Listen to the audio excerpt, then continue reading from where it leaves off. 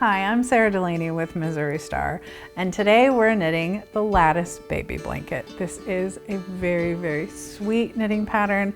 It's got a great simple garter stitch border and this wonderful, beautiful lattice pattern worked over the body of the blanket. And it seems like it might be a little tricky, but it's actually pretty easy. I'm going to show you how to do it. So if you're a beginner knitter or an adventurous beginner knitter, you'll be able to make this blanket no problem. Let's talk about our materials that we're going to use. We're going to be using the Baby Blossom Chunky from Hayfield. This is a 100% acrylic yarn. Nope, it's 70% acrylic and 30% nylon, but it's 100% machine washable and dryable. And it does this wonderful patterning thing. If we go back to the blanket here, it looks like you've changed colors and done striping and knit these little flowers in here, but that's all in the yarn. You can see in the skein here where there are little blobs of pink and green and these white sections that move into these purple sections. And so when you knit, it does this beautiful job of striping and creating these faux flowers for you. And that happens in every colorway. So I've got two other colorways here. This one is sort of like a sunrise or a sunset where you've got lots of pastel colors, but you still have those sections with the pink and the blue that will create those little faux flower sections. The little sample that I'm going to work on today while we're learning is in this beautiful buttercup yellow. But again, you can see the pink and the green is there, so we'll get those little faux flowers happening. You will need 5 skeins of the Baby Blossom Chunky to make this blanket. It comes out to about 36 by 36, which is a beautiful, beautiful baby blanket size, great crib blanket. You will need stitch markers. I always like to have 2 colors of stitch markers. You will need some nice sharp scissors. You will need a tape measure. And who doesn't love an adorable little sheep tape measure? Just so that you can measure your progress as you go along and make sure that you get to 36 by 36. You will need tapestry needles. I like these chibi needles from Clover because they come in this great little case and they have bent tips, which just makes it easier to weave in your ends when you're all finished. And finally, if we're gonna knit, you're gonna need knitting needles. So we are using US size 10.5, 6.5 millimeter needles. And for a blanket project, rather than working on single point straight needles, I always recommend working on circular needles because as the project grows, the weight of that project will sit on the cable between the needles instead of on the needles themselves. If you were using straight needles, they'd be a lot longer. You'd have to move those needles as you're stitching. You're having to move the weight of that blanket as you're stitching. This way, if it sits on the cord, it's in your lap or it's on the table, and it takes a lot of that weight off of your wrists when you're knitting. So it's a 36-inch wide blanket. This is a 24-inch wide needle. You could certainly use a longer circular needle. You could use a 32 or a 40-inch, that's fine. But that 36 inches worth of stitches will fit comfortably on a 24-inch circular needle. So that's our needle. You may also want to use a pattern keeper. This is a fantastic little magnetic board that closes up when you're not using it. Opens up and just has a little snap in the back so that it sits up like an A-frame and has a magnetic board inside with magnets to hold your pattern in place so that you can keep track of where you are. One of the reasons I recommend this is because there is a stitch chart for our lattice pattern that we will get to when we get to that part of the blanket. But having a pattern holder like this with the magnets makes it really easy to move this magnet up as you work the chart and to keep track of where you are. But if you like to use just the written instructions for the pattern, this also works beautifully for that because you can keep the magnet underneath the row that you're working on and move it down as you proceed to the next row. So this is just one of those really great tools for you to have that has multiple uses in keeping track of your pattern and makes your life a lot easier in the long run. So let's get started. You are going to cast on 130 stitches And you can do that with whatever cast on you like. You can do long tail cast on, you could do a knitted on cast on, whatever cast on works best for you, easiest for you. There is no specific cast on that's needed for this pattern. You're going to go ahead and cast on 130 stitches, and then you're going to work 12 rows in garter stitch. So that's knit every row. Cast on 130 stitches, knit 12 rows. Meet me back here when you are ready to start working the lattice pattern with me. Let me bring the blanket in and show you here on this corner. So you can see this is that 12 rows of garter stitch at the bottom that you've just finished. We're placing a stitch marker after the first 8 stitches because we're going to keep that garter stitch happening up each side. So it's going to happen here at the beginning on this side, and it's going to happen at the other end of your needle on the other side, so that we end up with a nice frame of garter stitch around this beautiful lattice work. That's the point of those stitch markers. So 8 stitches, stitch marker, all the way across until there's 8 stitches left. There's another stitch marker. Now the third stitch marker I like to put on the right side of the work, so that I know that this is the right side, because this blanket has a right side and a wrong side. If I bring it back over, the lattice happens on the right side of the blanket. If I flip it over, there's almost no pattern there. It's just reverse stockinette on the back side. So you want to have a stitch marker that sort of reminds you where you are within the pattern, if you're on the right side or the wrong side. So I put a stitch marker in the body of the work here so that I know that this is the right side. When you're ready to start the lattice pattern, after your 12 rows of garter stitch, you're going to work those first 8 stitches before the stitch marker and the very last 8 stitches after the last stitch marker. You're just always going to knit those to keep those stitches in garter stitch. And then when you get to that stitch marker, you slip it over, and then you're ready to work the lattice stitch pattern. Now that is detailed in your pattern, both in written rows and in your chart. And the first row is all purl stitches. So go ahead and purl all those stitches between your 2 stitch markers, and then meet me back here when you're ready for the second row of the lattice stitch pattern. When you're ready to start row 2 of the lattice pattern, the even numbered rows of your lattice pattern are the right side of your work. So you work those first 8 stitches in garter stitch, and then you're ready to get into the lattice stitches. You're going to knit the first stitch, and then you're going to do a left twist. And this is how we do the left twist.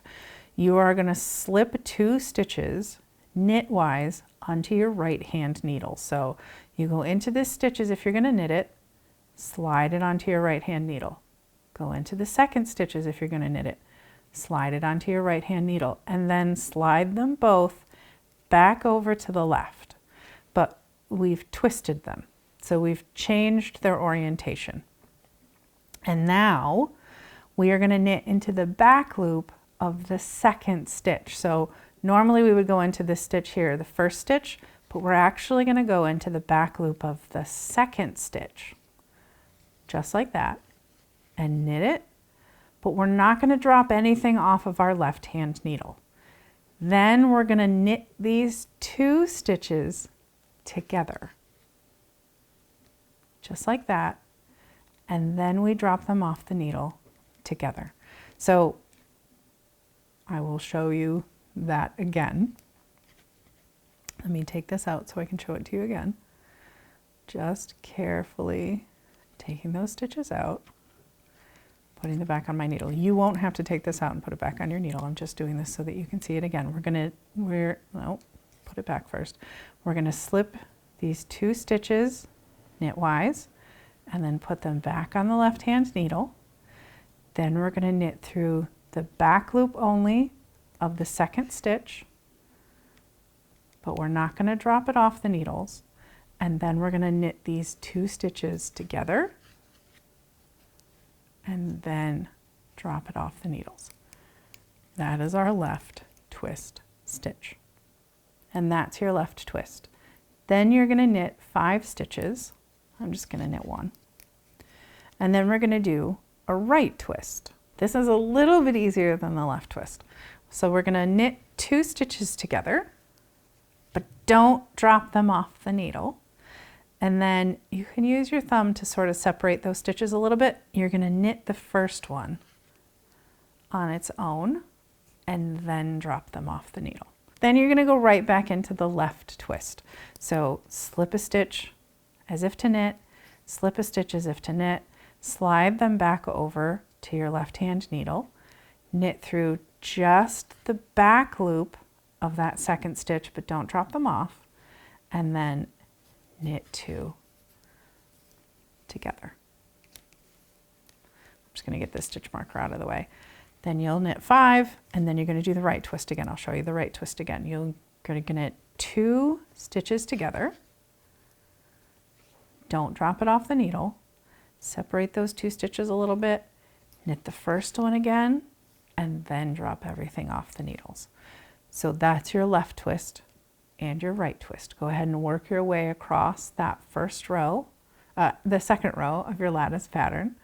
And then in the third row, you're going to work your 8 stitches of garter stitch. You're going to purl all the way across, 8 stitches of garter stitch, and then you're ready to work row 4. So go ahead and do that. Finish row 2, work row 3, come back here and meet me for row 4. So when you're ready for the 4th row of the lattice pattern, let me slide the blanket in here again and talk to you about it. The lattice pattern is just that left cross and that right cross. They move closer and closer together.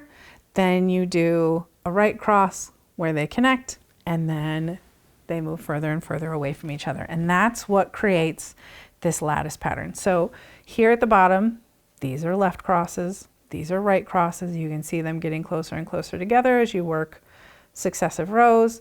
Then there's a right cross here, then your left crosses continue here, your right crosses continue here, they switch back. So that's what creates that lattice pattern across your knitting, and it's so pretty. And the nice thing is that on those return rows, on those odd numbered rows, you don't have to think about those crossed stitches. It's just purling all the way back. So it makes it a little bit easier. And then once you've worked the number of rows laid out in your pattern to get you almost to 36 inches, you're going to go ahead and switch back to garter stitch, which is knitting every row. You're going to knit 12 rows, and then you'll bind off. And binding off is very simple.